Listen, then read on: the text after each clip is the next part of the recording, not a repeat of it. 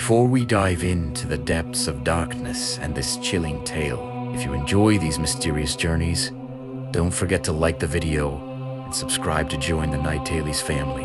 Also, if you have your own unexplained stories, share them with us in the comments. Now, if you're ready, let's begin. It had been 12 days since she had given birth. 12 days, 12 nights, and thousands of unending seconds. For Elif, time was no longer measured by calendars, but by her baby's cries and the throbbing, rhythmic sting of her C-section stitches. Leaning against the kitchen counter, she stared at the digital baby monitor with a grip so tight her knuckles turned white. She couldn't stop her hands from trembling. It wasn't just exhaustion. It was that inexplicable feeling of being watched that had seeped into the depths of her soul. The dim light in the kitchen cast cold reflections on the white tiles. It was 3:14 a.m. This hour of the night was the moment when the veil dot between reality and nightmare was thinnest. Outside, the forest groaned under the wind, sounding like the wheezing of a massive, hungry living creature. The branches clawed at the windows, making it sound as if someone were trying to get in with their dot fingernails. Elif tried to control her breathing. With every breath, the air felt thick, as if it carried invisible dust motes or the faint scent of something. The sting of her stitches reminded her with every step that she was still in the real world of flesh and blood.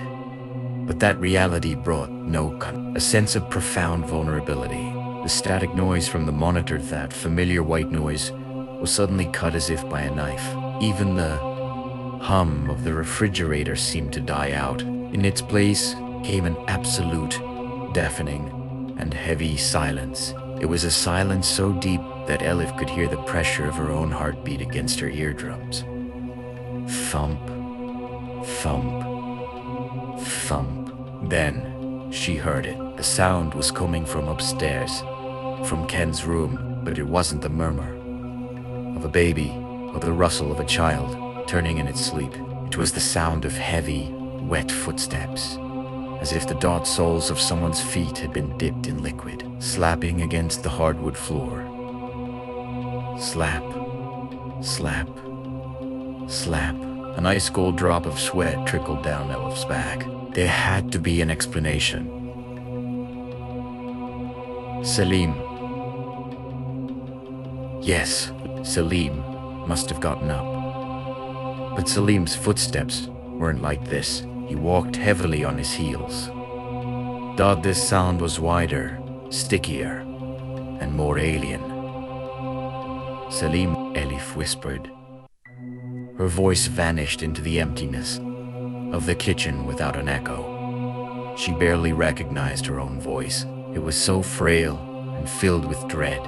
Her husband should have been in the next room, in the arms of a deep sleep. 12 days of sleeplessness had broken him too.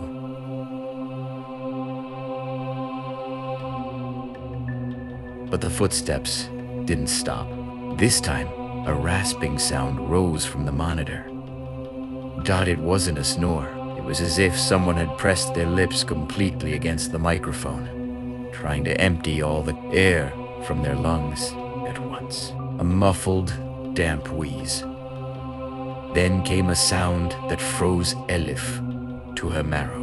A non-human whisper, creaking like a pair of rusty scissors forcing their way through metal. Come. In that moment, Elif felt a bolt of lightning strike inside her brain. Her body was split between the primal instinct to flee and the maternal instinct to protect the baby. This couldn't be a hallucination. She didn't take her eyes off the monitor. The green light of the speaker flickered with every sound wave, pulsing like a rhythmic ghost in the dark kitchen. If her mind were playing tricks on her, that green light wouldn't react like that. Logic had collapsed. With a trembling hand, Elif grabbed the heaviest kitchen knife from the counter. The coldness of the steel handle gave her a fleeting sense of security. As she headed for the stairs, the hallway seemed longer than ever, the ceilings lower.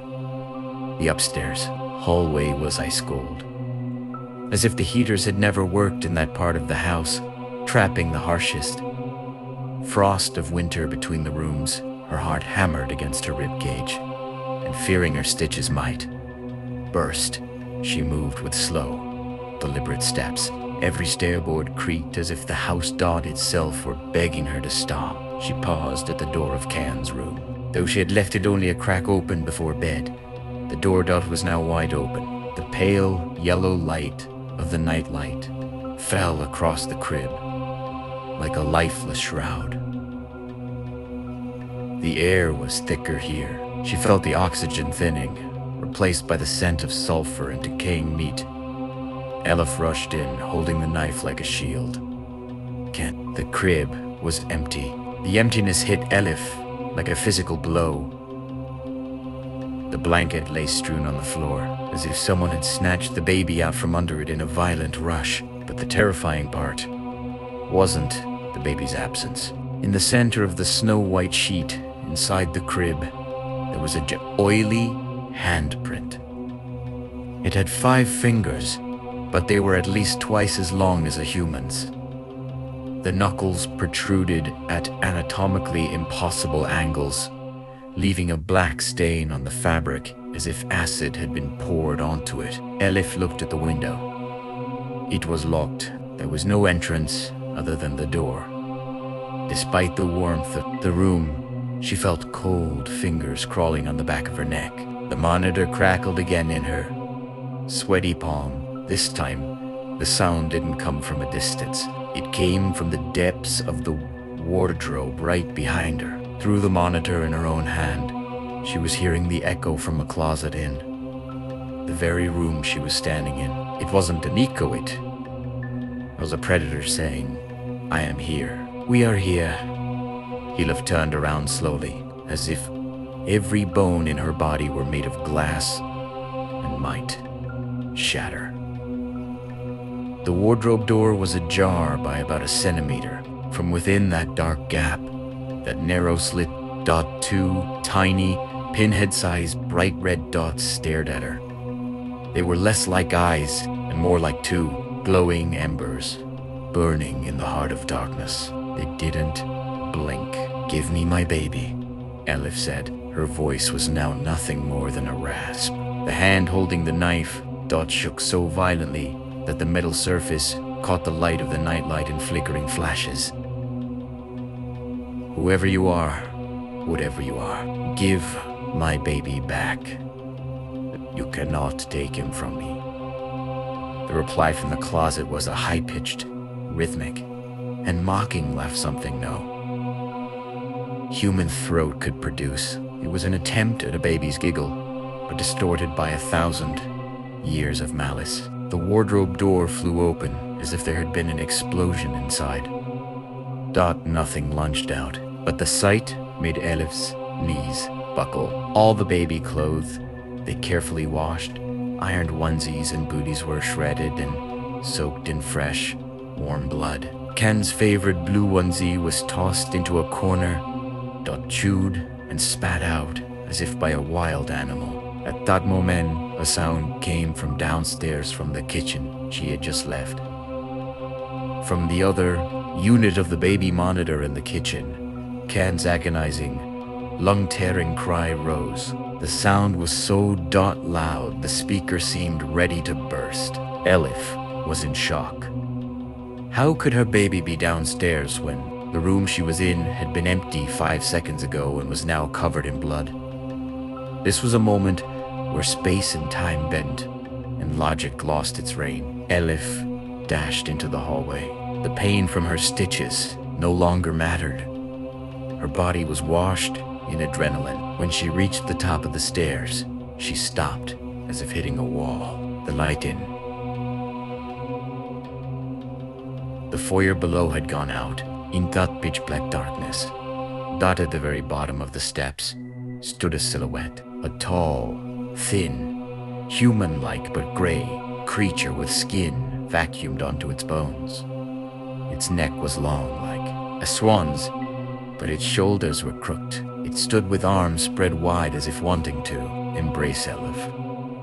It tilted its head at such an angle that she could hear the sound of its neck bones grinding together from the top of the stairs. In its arms was a white swaddle.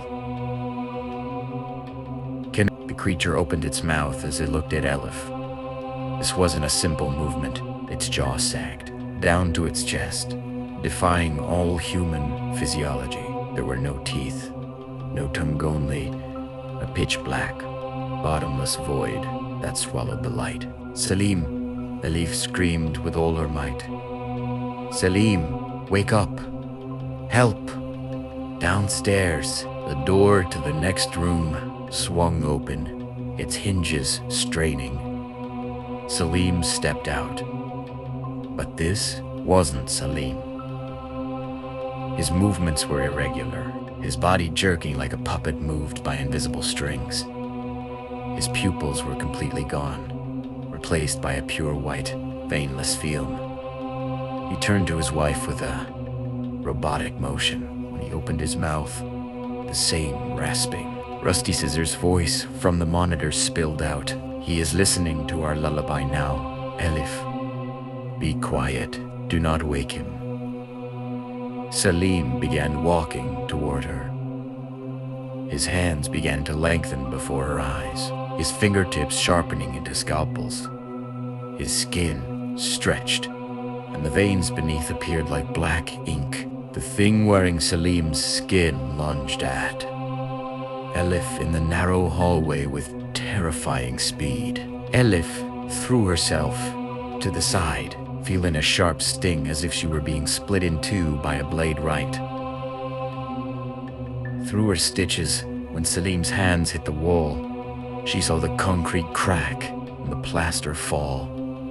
This wasn't human strength. It was the uncontrolled violence of an unnatural entity over matter. "Selim, stop. I beg you, stop." Elif's voice was choked with sobs, but the figure didn't stop. Selim's neck snapped 180 degrees with the dry crack of a breaking branch, while his white eyes stared at the ceiling. His body remained turned toward Elif. A jet black, sticky, foamy liquid dripped from his mouth to her bare feet. The carpet sizzled where the liquid landed. From below, from that gray shadow at the bottom of the stairs, Khan's scream rose again. This time, the crying wasn't the innocent sound of a hungry baby. It was the final cry of a living creature whose soul was being torn apart. Elif gripped the kitchen knife with both hands. When Dot, Siliel, Emor. But then pounced again. She swung the blade without thinking, driven only by the instinct to survive and protect. The steel sank deep into Selim's arm. No blood came out. Instead, thousands of tiny, shiny, black insects gushed from the deep slit. The insects spilled onto Elif's arms, her face, and the floor, each leaving a disgusting itch and a burning sensation on her skin. Elif screamed, shaken the insects off, and ran for the stairs without looking back.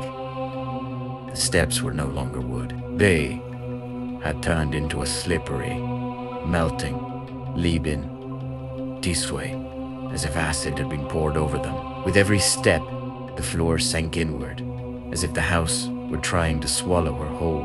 When Elif reached the middle of the stairs, she froze. The gray entity below raised the white dot, WADDLE, dash, Khan into the air as if displaying a treasure. The entity's skin was different from the Selim thing she had seen upstairs. He was older, patchier, and damp, as if it had been stripped from a cadaver and sewn onto this creature at random. The two black holes where its nose should have been widened and narrowed, vacuuming the air with a great hunger as Elif approached. The creature looked at Elif over the swaddle and began to run its long, knobby fingers over the baby's face, like someone touching the strings of an instrument. Every time the fingertips touched the baby's soft skin, fresh, warm blood seeped from the swaddle. staining the white fabric a deep, bruised purple. "Eno, let him go!" Elif screamed. Her voice echoed through the house, piercing her own ears. She threw the heavy kitchen knife with all her strength. It struck the entity's shoulder perfectly. But instead of feeling pain, the creature slowly tilted its head too. The other side let out a silent laugh with its void of a mouth. Then, with a speed that ignored all human physical limits, it climbed the corner of the ceiling. On all fours, the screeching sound of its claws digging into the plaster was like fingernails on wood. The sound made Elif's teeth ache. When Elif reached the ground floor, her only thought was to get out. She rushed to the foyer, threw a shoulder against the heavy wooden front door, and frantically turned the lock. But the lock wouldn't budge. The door felt as if it had become part of the wall, fused with the house on a molecular level. When she turned around, she saw Selim at the entrance of the kitchen. Selim no longer looked human. He was over 8 feet tall, his arms reaching down to the floor. His joints made the sound of breaking bones with every movement. A tata momenta monitor on the kitchen counter suddenly emitted a high frequency sound, shrill enough to burst eardrums. In the middle of this noise, a single voice rose, formed by the union of thousands of whispers. Flesh must be given. Dog blood must be shed. One life, one place. The silver lullaby must be completed. Every drawer in the kitchen exploded open at once. The knife set, forks, and spoons were hurled into the air by invisible hands. Metal pieces embedded themselves into the walls. Porcelain. Plates shattered around Elif like bullets. When a piece of porcelain cut her cheek, Elif cried out in pain. "Why?" she asked, crouching on the floor like a cornered animal. "Why us? What do you want from us?" The gray creature on the ceiling dropped right on top of Elif without warning. Its weight felt out like tons of rock. The breath was forced from her lungs in a single gasp. The creature placed its claw on Elif's stomach, right over the fresh, unhealed surgical scar. When she felt that ice-cold touch, Elif prayed for unconsciousness. But that was a mercy she would not be granted. "Because you opened the door," the creature said. Its voice was a distorted copy of Elif's own, sounding as if it were coming from a metallic box. "When he cried, you said, I would give my life for him. We simply accepted your offer." The creature plunged its long, dirty nail between Elif's stitches. Pain surged through her body like an electric current. Elif felt her stitches burst one by one, and the void inside began to pump. Cold air outward. Her vision went black. The world faded away. When Elif opened her eyes, she was lying on her back in the middle of the living room. Everything was covered in blood. Her own blood had made the patterns on the carpet unrecognizable. Selim sat across from her, but this was the real Selim. He was devastated. His eyes were swollen from crying, his face buried in his hands, shaking with sobs. "What did you do, Elif? What did you do to us?" Selim moaned. Elif tried to sit up, but her legs were unresponsive, as if they didn't belong to her. She looked down at her stomach and saw the sight she would never forget. Her abdomen had been completely emptied. Her internal organs, daughter uterus, everything was gone. Only a jet black, bottomless void remained. It was as if her body was nothing more than a shell. She looked at the crib. Kana was there, sleeping peacefully, but the baby's skin was pale and patchy like the gray creature's. When the baby opened his eyes, Elif wanted to scream, but only a rasp came from the throat. The baby had no eyes. There were only 2 deep, black, wet hollows. The baby wasn't looking at her. Those voids were sucking out Elif's soul. Elif tried to crawl on her hands to reach the baby, But with every movement, those scratching sounds came from the walls of the house. The front door was broken down, and police and medical teams flooded in. What they saw was a mother driven mad, a mangled husband, and a baby found dead in its crib. That was the reality for them.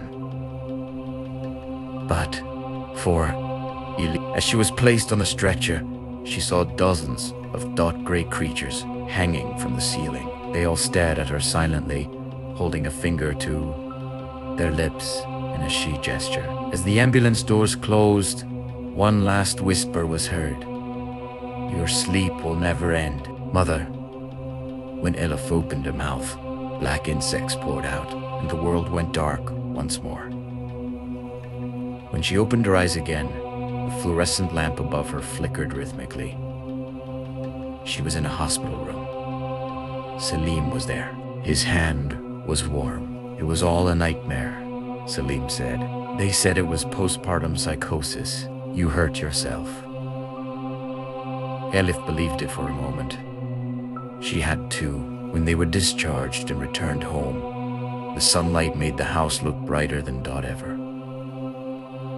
Everything was fine. Ken was sleeping in the crib. Selim was making coffee in the kitchen. Elif saw the baby monitor in the drawer. The batteries had been removed.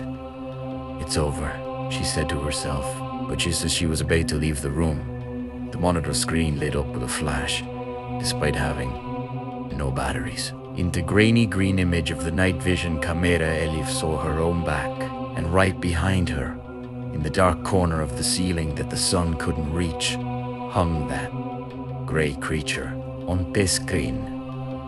The moment the creature's finger touched Elif's shoulder, she felt that same ice-cold pressure on her shoulder in the real world. Selim's voice came from below. "Your coffee is ready, love. Will you come downstairs?" Elif opened her mouth to answer, but in her reflection in the mirror, she saw a thin, black thread hanging down from inside her mouth. From the monitor, that final, blood-chilling whisper rose. "You only closed the curtains. Elif, we are still inside, and what is inside you, you can never take back." As Elif looked at her reflection, she saw her own pupils slowly being covered by a pure white film.